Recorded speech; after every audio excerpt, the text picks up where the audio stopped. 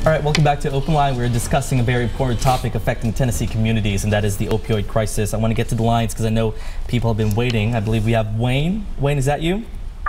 Yeah, I'm here. Go ahead, Wayne. Yeah, what do you want to ask? Yeah, the best explanation I've ever been given for addiction that makes sense, they say it's an allergy of the body and the obsession of the mind. But what I share with these young people, it's kind of like you got a brand new pair of expensive tennis shoes and you stepped in a mud puddle. But instead of learning how to keep them clean and not step in the mud puddle, you keep trying to clean them up.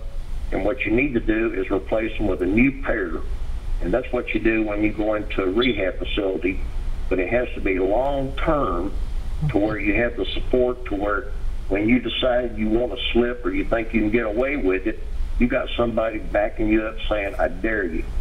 You know, I see what you've been, you ain't doing it no more. In other words, intervention is very important, but tough love is even more important. And I share with these young people, what you did is like going to a foreign country and you don't understand the language, but you're going to do it one time. One time's enough. That's the best way I can explain it. Wayne, thank you for that call. Monty, it goes back to what we were discussing over the break as far as, you know, we had that lady who called as far as her son being in parole.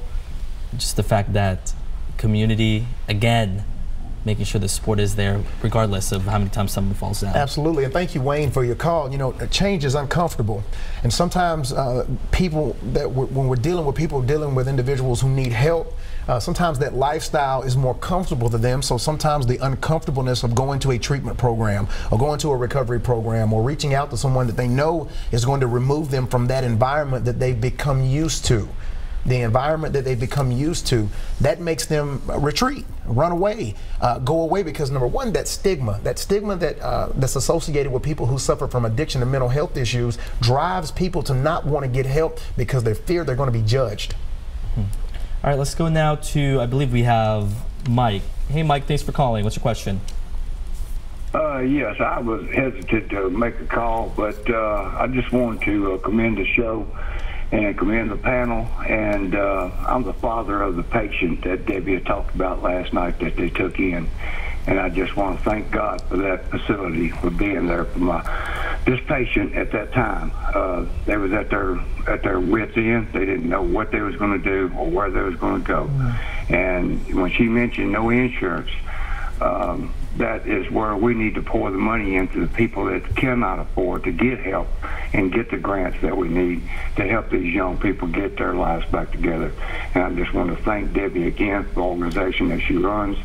And I was very hesitant to call. I did not even want to call. But I just want to thank God for what that program is doing.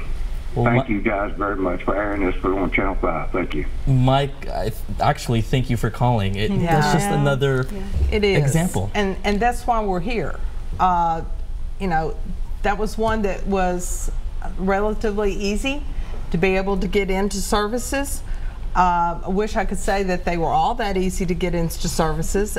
They're not, but I think any treatment program does their absolute best to get them in, and so I'm glad that he got there, Mike. Love that. I'm so glad he called. All right, I believe we have Dale now on the line. Hey, Dale. Hey, guys. God bless y'all for putting this show on and showing y'all changed my mind. I am a chronic pain sufferer. I am on disability and on opioids. Since the law changed in July, they have made it real hard on these pain clinics, but I see why now. I used to be mad at all the junkies because where they put me at, but they have cut me way back, and I'm thankful for that. You know, I'm in pain 24/7 all my life for 28 years, and it's really hard, but I'm glad they're cutting back on people that abuse the system. It has made it real hard on the disabled people. I have thought about suicide, and I tried to get help, and the place I called is booked up for 2 months. So I went to my clergy. I talked to my preacher. He helped me out.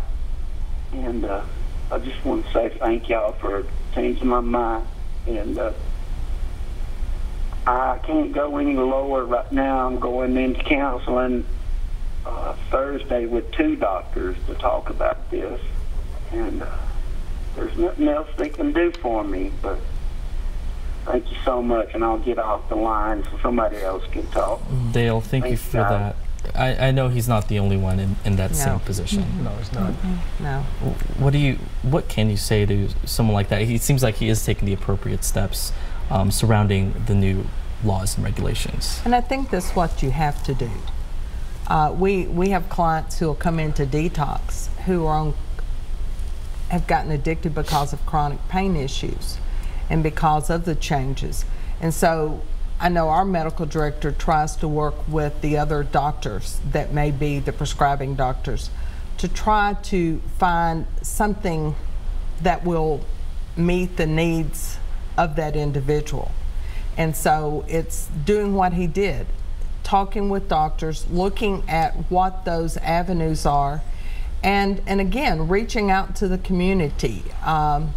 Sometimes we all just need a hug, and while a hug doesn't solve the pain, so I don't want to minimize the chronic pain, it sure helps the spirit. Do you understand, I guess, the people's fears, the chronic pain patients, their fears? Yeah. Sure. Yes. Sure. Yeah. What do you, I guess I know people, that's kind of a big topic. Every time we do something on the opioids, we hear from that side of things. Like, what can you, for those watching, what would you like to say to them? Well, I would like to say is I understand where Dale is coming from, and I appreciate him looking at the other side of the coin. And it's difficult. And I'm not a legislator, and I can imagine what they went through, the calls that they had to take when they were sitting down and trying to decide whether or not to pass those limits on the prescription drugs. And I guess you have to weigh it. And that's the way I said, you got to weigh, you know, what's the best thing to do for everyone involved. And those individuals like Dale and others, they can always go back to their physician and get the refill. And I know it may be difficult at times, but look at the version that won't happen for those individuals who are utilizing it in the wrong way. And Dale, thank you for your bravery. Just want to say thank you, and to the people that heard Dale, he talked about clergy meeting him and being there for him, and that's who helped him get over a significant hump that he was going through. And that's the reason that we keep pushing and asking you for community support, because people like Dale that are brave like Dale need individuals in the community that sometimes can't necessarily get to us or get to a program, but they can reach you. Yeah. And the other part, there was some, and again, I don't have the bill, don't remember the specifics, but if I'm not mistaken, for those with chronic pain, there were exceptions made. Yeah. And so they just need to work with their physician with regard to there, because the legislators did put some stipulations in there for those individuals who suffer from chronic pain.